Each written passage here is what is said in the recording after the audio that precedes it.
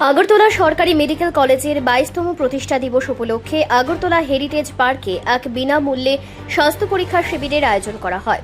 মূলত সকালে যারা প্রাতঃভ্রমণে আসেন তাদের স্বাস্থ্য সচেতনতা বৃদ্ধি ও প্রাথমিক স্বাস্থ্য পরীক্ষার উদ্দেশ্যেই এই উদ্যোগ নেওয়া হয়েছে।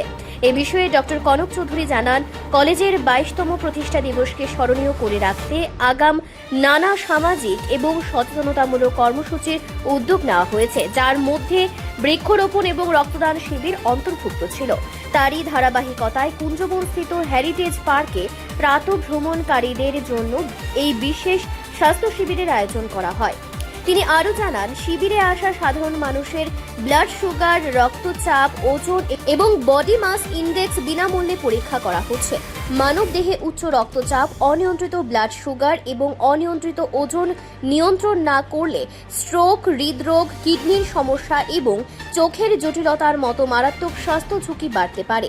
তাই সাধারণ মানুষকে স্বাস্থ্য সচেতন করার বার্তা দিতেই এই বিনামূল্যে স্বাস্থ্য পরীক্ষার ব্যবস্থা করা হয়েছে।